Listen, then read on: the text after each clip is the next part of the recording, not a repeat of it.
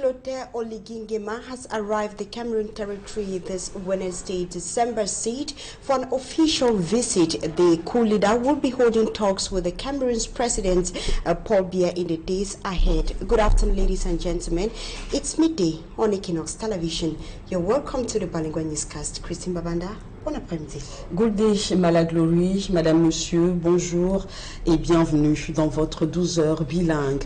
Dans l'actualité nationale de ce mercredi midi, duel électrique entre les habitants de Nkolbong et la communauté urbaine de Douala au cœur du litige. Une parcelle de terre de plus de 60 hectares qui divise communauté urbaine de Douala et habitants de Nkolbong dans l'arrondissement de Douala. Troisième image et commentaire d'Alastiana Théophile Tchouke et Hubert Michel Kameni. Passe objet du litige est une superficie de 65 hectares avec des mises en valeur conséquentes. C'est 65 hectares de terrain qui appartenaient à la CUD, à l'ancien titre foncier, qu'on nous a rétrocédé. On a une délégation spéciale pour ça, pour les immatriculer. Accusés de vouloir spolier les terres appartenant aux ressortissants Yambo, lieu dit Kolbon dans le canton Bakoko, arrondissement de Douala 3e, la communauté urbaine de Douala continuerait de détruire des maisons et de percevoir indûment les loyers malgré les décisions judiciaires. Et c'est tout ça, quand on les voit revenir sur la base d'aucun document, le Cameroun c'est quand même un état de droit. Ils peuvent faire ce qu'ils font, mais que le droit récupère sa place. Son titre foncier numéro 34 947, établi en 2005, avait été annulé en septembre 2020, après que la communauté autochtone qui revendique l'espace s'y est opposée. Il y a la grosse, il y a les certificats de propriété qui annulent le titre foncier de la communauté urbaine. Mais ces méthodes siciliennes qui va apporter, nous n'accepterons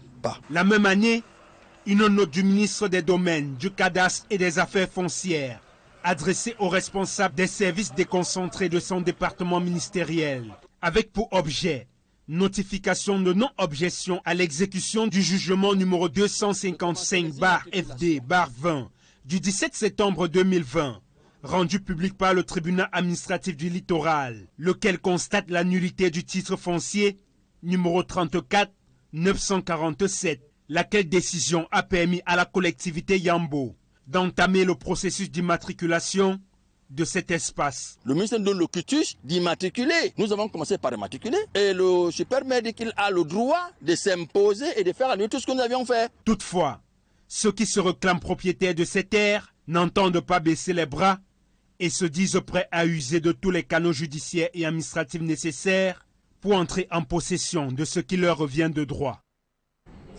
Réagissant à ces accusations, la communauté urbaine de Douala dit être l'unique détentrice de cette parcelle de terre curlée. Je vous propose d'ailleurs d'écouter Marcelin Doumbé, le directeur de la régie foncière et domaniale de cette institution. Le Premier ministre avait autorisé en 2002 la communauté urbaine à immatriculer une partie d'un terrain qui faisait plus de 200 hectares. Donc la communauté urbaine a obtenu 65 hectares et 16 arts sur ce terrain qui fait l'objet du titre foncier 34 947/W. Un des représentants de la collectivité avait été en justice au niveau de Douala, d'abord au tribunal de première instance. Il n'a pas eu gain de cause. Il a fait appel, il n'a pas eu gain de cause non plus. Il a saisi la Cour suprême qui a arbitré un dernier ressort en faveur de la communauté urbaine de Douala. Une fois qu'il y a eu la création des tribunaux administratifs au niveau des différentes régions, ce représentant de la collectivité de Nkolbong, profitant un peu de la jeunesse de l'institution, a reposé le problème là-bas et a eu gain de cause. Le tribunal administratif n'avait pas tous les éléments du dossier. C'est normal, on ne les lui a pas présentés. Donc, il a dû arbitrer sur la base des déclarations du représentant de la collectivité. La communauté urbaine a introduit un recours à nouveau qui est suspensif de la décision du tribunal administratif. Pour la communauté urbaine de Douala, il n'y a pas de problème sur le terrain. multiples visites en zone CEMAC, le général Brice Clotaire Olingi Nguema a déjà foulé le tarmac de l'aéroport de Yaoundé-Simalène pour l'hôtel Hilton où il a pris ses quartiers. Le président de la transition au Gabon doit s'entretenir au palais de l'unité avec son homologue camerounais Paul Biya. Les enjeux de cette rencontre avec Guy Zogo et Joël Singhi. Près de 4 mois après le coup d'État au Gabon, le chef de l'État de ce pays, le général de brigade Brice Oligui Nguema, va enfin fouler le sol du Cameroun. Il est annoncé pour une visite au Cameroun où un tête-à-tête entre lui et Paul Biya est prévu. Avec cette visite au Cameroun du leader gabonais, c'est d'abord la fin des conjectures sur sa relation avec Paul Biya. Des analystes n'avaient eu de cesse de soutenir que Paul Biya abhorrait le général gabonais, présenté comme un putschiste, au point qu'il ne le recevrait jamais. Cette thèse semblait prospérer, d'autant que le général Brice Oligui Nguema était accueilli à bras ouverts à Malabo, Brazzaville, se mettant même aux ordres de Denis Sassou Nguesso, quitte à essuyer des colibets à N'Djamena et à Bangui, mais pas à Yaoundé. Il faut croire que la réelle politique est revenue au cœur de la relation entre Libreville et Yaoundé. Tout compte fait, Paul Biya semble bien résolu à faire le deuil de sa relation quasi filiale avec les Bongo père et fils pour laisser parler la raison d'État. En effet, le Cameroun et le Gabon sont étroitement liés, principalement sur le plan économique. Le pays de Oligui Nguema, dépendant de son voisin, à plus de 80%. De la sorte, une très forte colonie camerounaise est installée au Gabon, complexifiant ainsi une relation qu'on pourrait juger d'indispensable pour les deux pays. Toutefois, dans ce nouveau duo Yaoundé-Libreville en construction, le général Brice Oligui Nguema, qui est en quête d'adoubement, se montrera certainement flexible, une ouverture susceptible de laisser du champ à Paul Biya pour travailler à desserrer le taux autour d'Ali Bongo, souvent présenté comme un poulain du chef de l'État camerounais sur recommandation de feu Omar Bongo Ondimba. Poursuivons à présent avec la question du panafricanisme qui fait débat dans la ville de Douala. Le mouvement qui promeut l'indépendance totale de l'Afrique peinerait à prendre son envol au Cameroun. Prenons les détails d'Isabelle Carole Zoupet et Josiane Gok. Les intérêts de l'Afrique et promouvoir son développement en la faisant parler d'une seule voix, tel est ce qui sous-tend le panafricanisme. Une vision malheureusement à rude épreuve au fil du temps, avec de lourdes conséquences. Pourtant, des avis convergent de ce que la clé du renouveau du continent africain passe par la concrétisation de ce concept, toute chose qui nécessite prioritairement un retour aux sources. Nous avons toujours confié toutes nos activités au Créateur. Nous n'avons pas attendu l'arrivée de la Bible et du Coran pour connaître Dieu, ni pour le prier. Nous l'avons fait aujourd'hui selon la manière ancestrale. Près d'une soixantaine d'années après les indépendances des pays de ce continent, le débat autour du développement de l'Afrique et de son unité persiste et expliquerait ce retard de croissance. C'est d'ailleurs dans ce sillage que s'est tenue cette conférence internationale autour de la thématique « Synthèse critique des concepts de panafricanisme, kamitisme et ancestralité africaine et l'urgence d'un hommage à nos ancêtres comme préalable épistémologique et anthropologique à la transformation sociale et politique de l'Afrique et du monde noir. » La question centrale est celle finalement de savoir à quand l'Afrique, quand allons-nous prendre également, n'est-ce pas, les devants dans ce monde où nous semblons trôner au peloton de queue, alors que nous avons été la première puissance mondiale par le passé. Comment donc renaître? Le projet de l'unification politique et économique continue d'être défendu par un grand nombre de penseurs africains et panafricanistes comme étant l'un des moyens les plus prometteurs, d'abord de réunir les différentes tendances culturelles et géopolitiques africaines autour d'une vision idéologique de l'Afrique unie et solidaire, mais surtout comme moyen à travers lequel l'Afrique pourra réaliser son développement. Petit détour avec le partenaire Orange Cameroun qui continue la présentation de sa super application MaxHit après les succès de Orange Money et My Orange. Une présentation qui se fait en concert et en présence du top management. Super application MaxHit découverte dans ce reportage.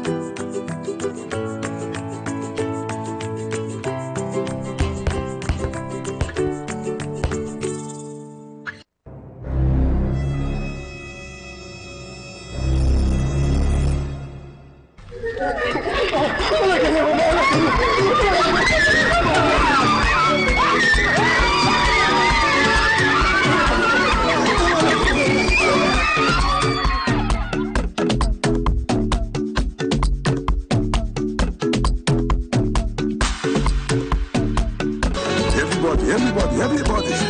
Tout le monde. Chez Orange.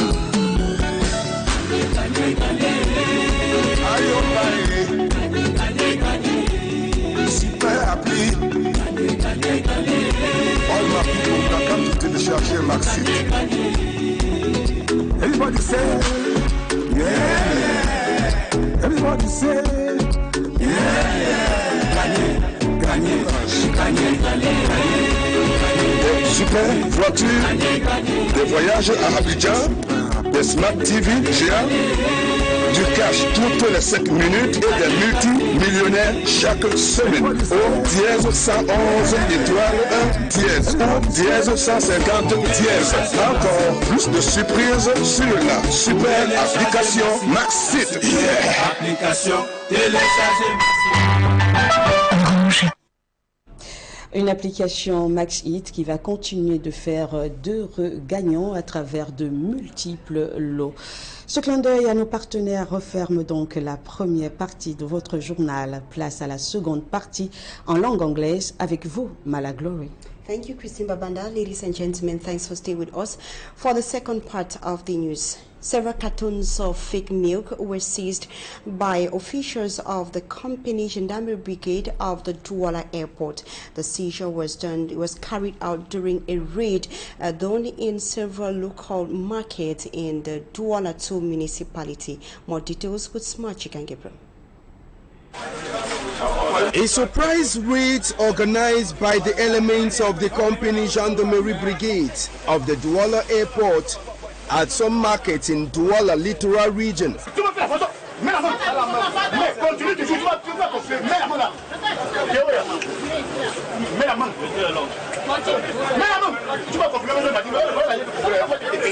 The elements of the company Gendarmerie Brigade visited the Monkam, Mbopi and Central markets respectively to make away with some contraband milk which has been on sale in these markets.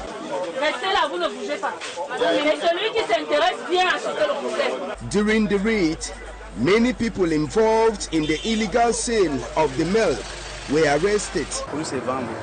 The product is sold at Mbopi. It is from there that we buy them. When you arrive there, they are exposed on the ground. I didn't know that I will get into problems selling it because I have been in the business for a while now without any trouble.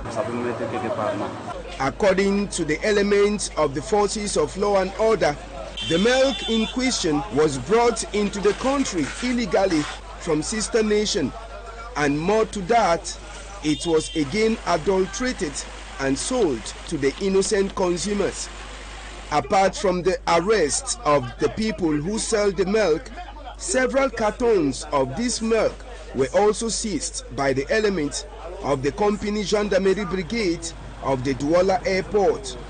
Investigations are still ongoing to get more dealers.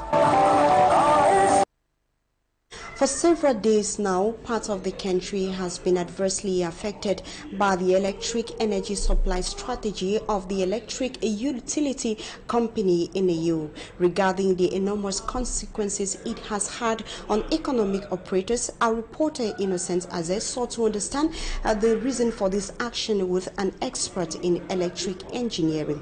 Here's his report.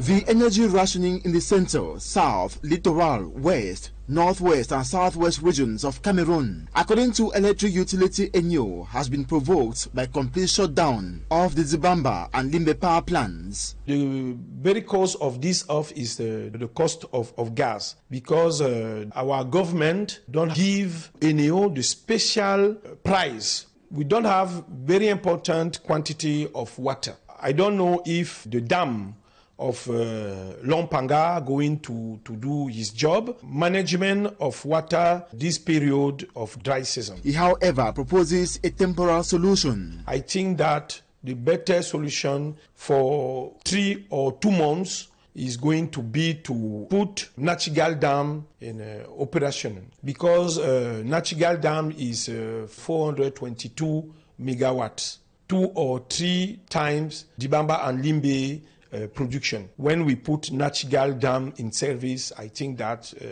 we're going to have more energy. Serge Henry Kelbe believes there won't have been energy rationing if many had invested in the electricity sector. My opinion for this situation, the private sector have to invest in the electricity sector. It's very, very important. If we need to close the gap to help our government to produce more electricity, because only the government is not going to have a possibility to build all the dam in Cameroon alone. Serge Henry also suggests the cost of procuring gas by the electric utility ENIO be reduced by the government to permit electricity production in large quantity, which will be supplied uninterrupted to the population. The journey to employment for persons living with disability in Cameroon is marked by challenges. They are often regarded as recipients of charity and not contributors to the society. These problems and more were raised during the commemoration of the World Disability Day in the West region of the country. Immaculate Fogwe tells us more.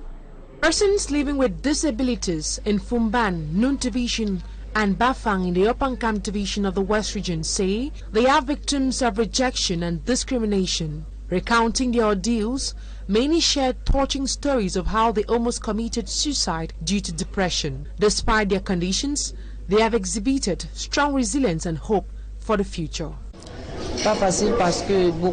Life as a disabled person is not easy. Our needs are really not taken into consideration. We find it difficult to get jobs. Accessibility into offices is another major problem. We get frustrated by some persons. Commemorating World Disability Day, they enumerated a number of measures that could be applied by the government in order to ameliorate their living conditions. Commemorating a day like this is not enough. More needs to be done to better living conditions. We struggle so hard, but wish that the government accompanies us. The government has, it is a duty to build in every division a school which can welcome handicapped people. These persons living with disabilities have been urged not to give up while assuring them of government support. Of the International Day for Persons with Disabilities, which has as theme a day for all, is the ability to continue working together, encouraging associations of persons living with disabilities to regroup themselves in associations, and so as to enable them gain the necessary technical follow-up. The celebration of World Disability Day was characterized by the issuing of certificates, incentives, and some other materials that will help them go about their daily activities. The day equally served the purpose of exposing, hidden talents.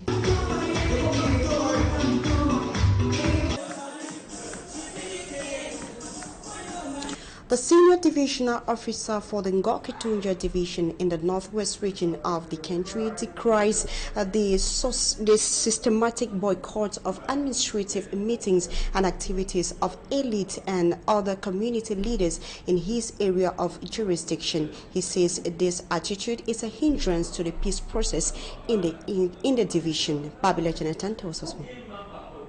Socio-political, economic and security instability still prevailing across the Ngoketunja division and the rest of Anglophone Cameroon. Administrative and security efforts are yet to yield the desired fruits of complete return to normalcy. In the Ngoketunja division, the senior division officer is concerned about what he describes as a lukewarm attitude of those he refers to as torchbearers and other stakeholders, including elite. People cannot go and sit elsewhere, abandon this community and say they are promoting their own development when they themselves cannot even pass, cannot even come to carry out the said development. The senior administrator, Henderson Keton Kongi, argues that the elite and other stakeholders who have been away from the division for a long time cannot have a proper and accurate understanding of the plight of the people from a distance. The enslavement, the oppression, and all the suffering of the masses of a community is on the spot and not elsewhere. Some of the elite who spoke to us advanced security reasons for staying away, and others will not make any comment on the issue for the same reasons. But the SDO says staying away is not the solution. If there is insecurity, then there can be no development. We must create an enabling environment for development to go on. We are calling on all our elites, all our torchbearers, wherever they find themselves, to give a priority to development, to give a priority to peace. The Ngoketunja division is one of the areas badly affected by the close to 7-year-long armed conflict in the northwest and southwest regions of Cameroon. The 2024 state budget of Cameroon has been fixed at 6,679 billion 500 francs CFA. The different ministerial departments began defending their budget allocation last Friday, with the Ministry of Secondary Education having the highest state budget. For me, Amson Sanda tells us more. Finance and Budget Committee of the National Assembly started examining the budget allocation of the different ministerial departments on Friday, December the 1st, 2023. Among the ministries that queued up to defend their draft budget was the Ministry of Secondary Education, which has the greatest share of the 2024 state budget. The head of this ministerial department, Minister Naloval Yonga, defended a budget of 539 billion 242 million francs CFA. The Ministry of the Economy, Planning and Regional Development, 69 billion 5 million francs CFA. The Ministry of Public Service and Administrative Reforms, 15 billion 93 million francs CFA. The Ministry of Decentralization and Local Development, 100 billion 52 million francs CFA. The Ministry of Basic Education, 289 billion 643 million francs CFA. The Ministry of Labour and Social Security, 7 billion 289 million francs CFA. The Ministry of Employment and Vocational Training, 28 billion 420 million francs CFA. Friday was the turn of other ministries, notably the Ministry of Public Health, with a draft budget allocation of 255 billion 281 million francs CFA. The Ministry of Tourism and Leisure, 8 billion 515 million francs CFA. The Ministry of Justice, 69 billion 308 million francs CFA. The Ministry of External Relations, 41 billion 575 million francs CFA. The Ministry of Defense, 324 billion 338 million francs CFA. The Ministry of Higher Education, 80 billion 85 million francs CFA. The Ministry of Trade, 9 billion 2 million francs CFA. The Ministry of Public Works, 348 billion 519 million francs CFA.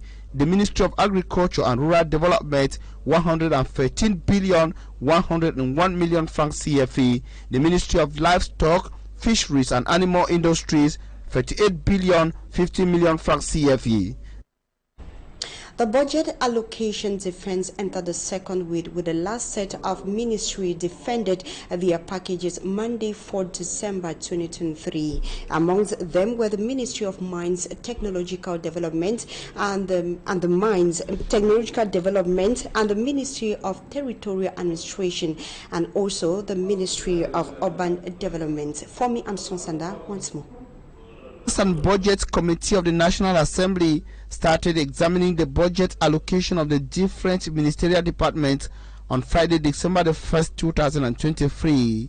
Among the ministries that queued up to defend their draft budget was the Ministry of Secondary Education, which has the greatest share of the 2024 state budget. The head of this ministerial department, Minister Nalova Lyonga, defended a budget of 539 billion 242 million francs CFA. The Ministry of the Economy, Planning and Regional Development 69 billion 5 million francs CFA. The Ministry of Public Service and Administrative Reforms 15 billion 93 million francs CFA. The Ministry of Decentralization and Local Development 100 billion 52 million francs CFA. The Ministry of Basic Education 289 billion 643 million francs CFA. The Ministry of Labour and Social Security 7 billion 289 million francs CFA. The Ministry of Employment and Vocational Training 28 billion 420 million francs CFA. Friday was the turn of other ministries, notably the Ministry of Public Health with a draft budget allocation of 255 billion 281 million francs CFA. The Ministry of Tourism and Leisure 8 billion 515 million francs CFA. The Ministry of Justice 69 billion 308 million francs CFA. The Ministry of External Relations 41 billion 575 million francs CFA. The Ministry of Defense 324 billion 338 million francs CFA. The Ministry of Higher Education 80 billion 85 million francs CFA. The Ministry of Trade 9 billion 2 million francs CFA. The Ministry of Public Works 348 billion 519 million francs CFA. The Ministry of Agriculture and Rural Development 113 billion 101 million francs CFA. The Ministry of Livestock, Fisheries and Animal Industries 38 billion 50 million francs CFA. And that report by Fomi Armstrong Sanda brings us to the end of the news. Thanks so much for watching. We shall be back tomorrow, God's willing, for another edition, same time. But until then, stay with us for more programs on Équinoxe Television. Do have a good day. Christine Bamanda, bonjour à vous. Do have a nice day, Chimala Glory, Madame, Monsieur. C'est la fin de ce journal. La rédaction centrale vous remercie de l'avoir suivi. Belle fin de journée en compagnie de nos programmes les meilleurs.